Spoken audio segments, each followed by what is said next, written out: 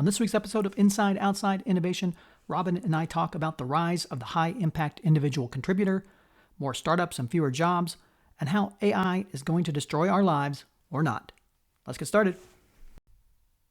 Inside Outside Innovation is the podcast to help innovation leaders navigate what's next. Each week, we'll give you a front row seat into what it takes to grow and thrive in a world of hyper uncertainty and accelerating change.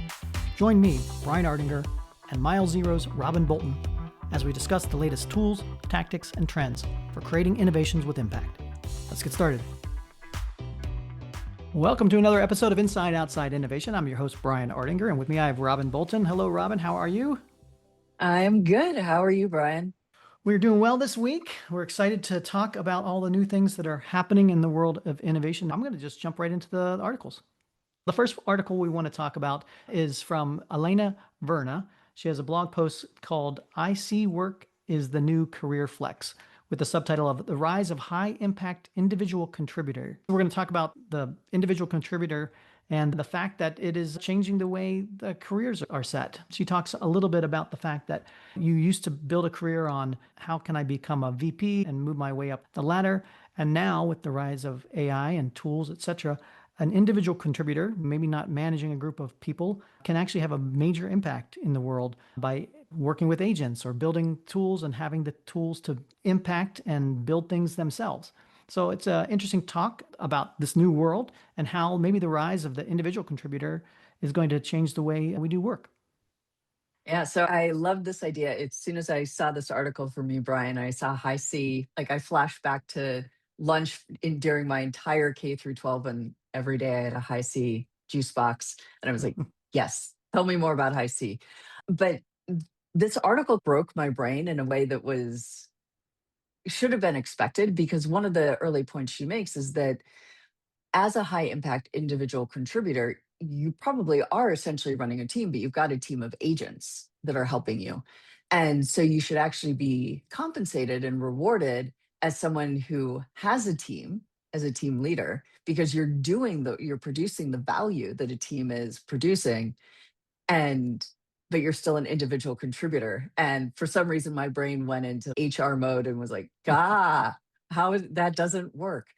But I think that's going to be the reality. There are today billion-dollar companies that have 10 human employees and armies of agents getting the work done. So I think this is yet another disruption that we're going to be facing, of now with agents, now with AI and LLMs and all those things, that we can have one person producing the value and doing the work of a whole team. And how do we adjust companies, org charts, incentive systems, all of that to reflect that?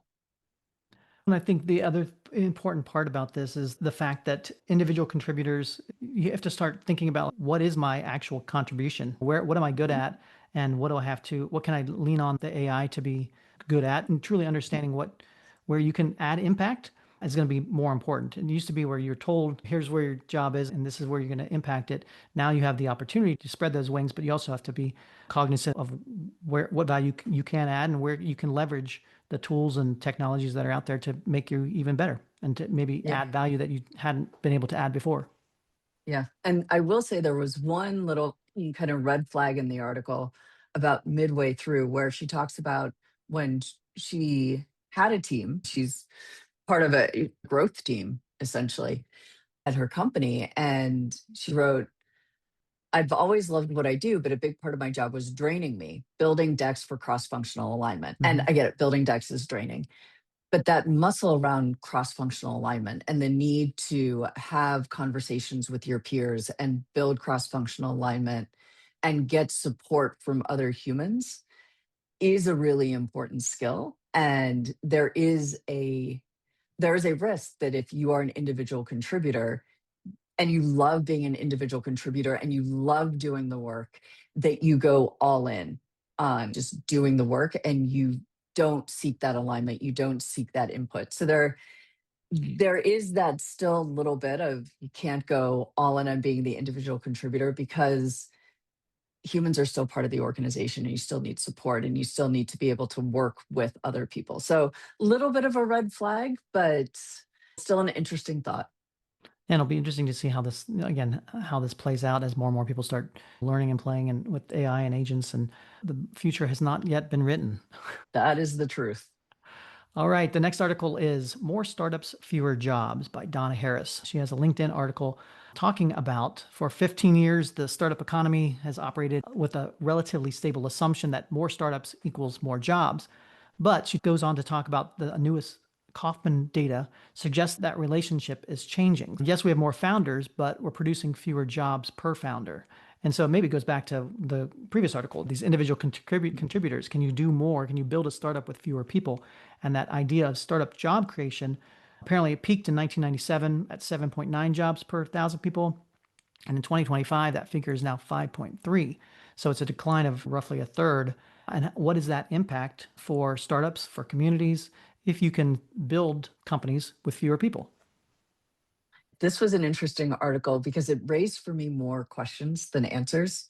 And she seems to use startup and entrepreneurship synonymously, which I totally understand why you would, but I think they can, in the context of this article, have two different meanings. Right. And it even begs the question, how do you define a startup? And she talks about how the definition of a startup has changed, and has become very much around kind of VC funding, et cetera. So it's one, let's get clear of what we're talking about on what is a startup then versus now, what is entrepreneurship.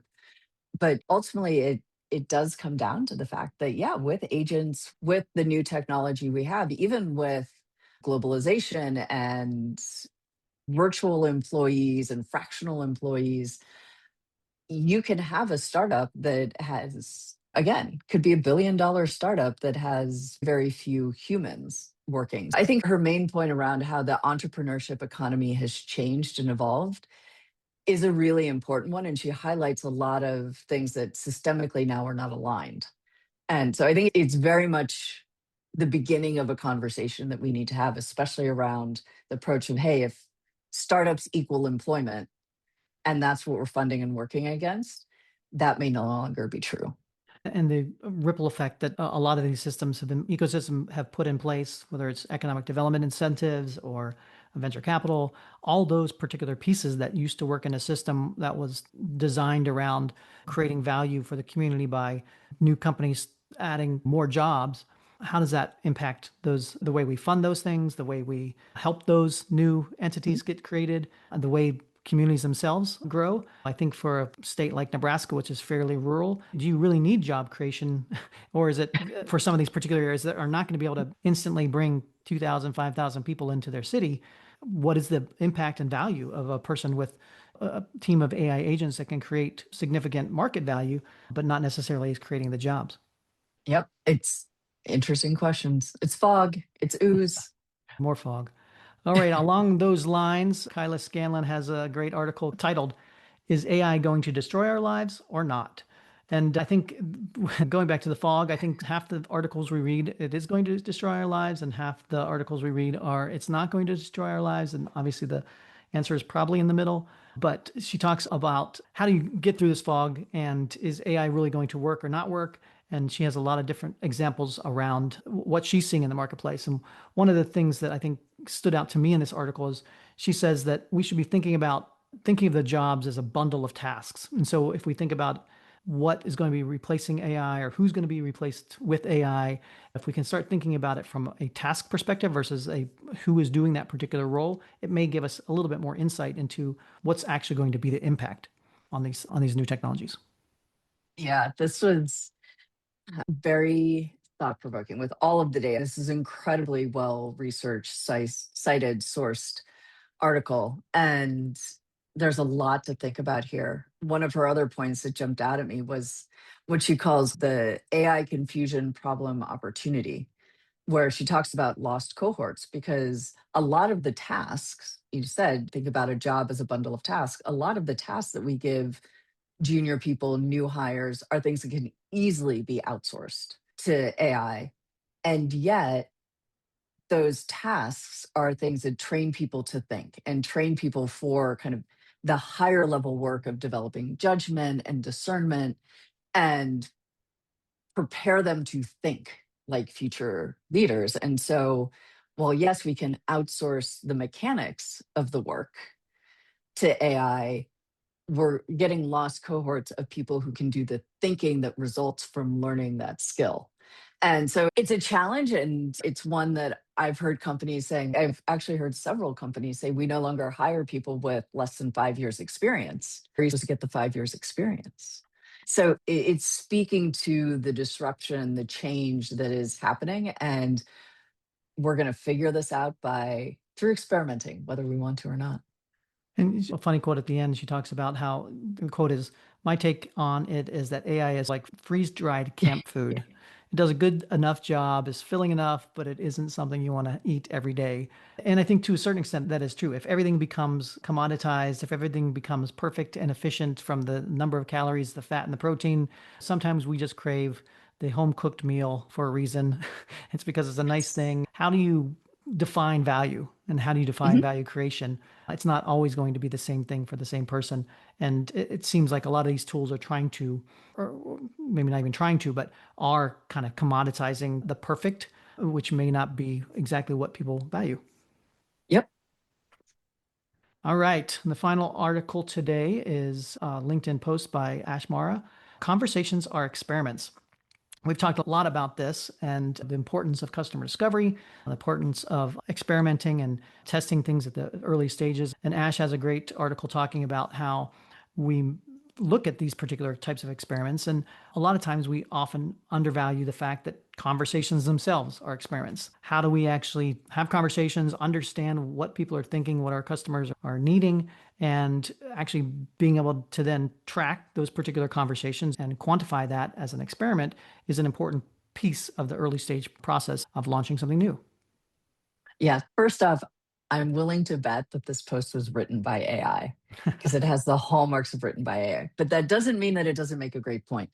And the idea of thinking about conversations as an experiment, I think, is a really helpful framing because what he describes in the article of founders or really kind of any innovator, any, I would say, insecure overachiever, regardless of what kind of business they're in, tend to read all the books and absorb all the frameworks and want to get things perfect before they go out into the world. And I will tell you, as someone who did read all the books on jobs to be done, did do all the training, all of that before I went and had the first conversation, my first jobs to be done interview was a complete disaster because you can read all the things, but that doesn't mean you can do it.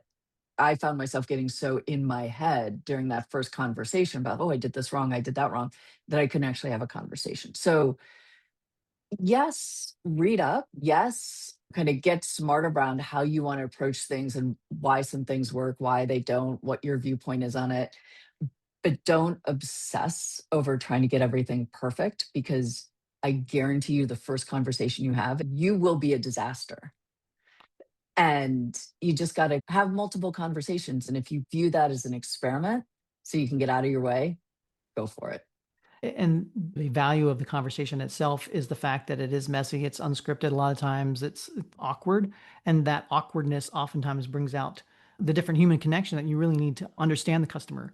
And founders oftentimes avoid those conversations because they don't want to be pushed back on or they think they know everything that they have insight into. But I talk to entrepreneurs all the time, and it's like customer discovery is not something you do and then check it off the list and say, I'm done with customer discovery. It's always having those conversations with customers to understand that the world they're living in and the world that you are helping them live in. And having conversations is probably the foundational piece of that. So build that into your business. Yep. It goes back to what we talked about in a previous podcast of focusing in a niche and really deeply understanding and having empathy for that niche. The best way to do that, the only way to do that is to have the conversations and to have lots of them. Absolutely. Thank you for having this conversation. Thank you for the audience of Inside Outside Innovation. We appreciate it very much, and we look forward to seeing you next time. See you next time. That's it for another episode of Inside Outside Innovation. Today's episode was produced and engineered by Susan Steibel. If you want to learn more about our teams, our content, our services, check out insideoutside.io. Or if you want to connect with Robyn Bolton, go to milezero.io. And until next time, go out and innovate.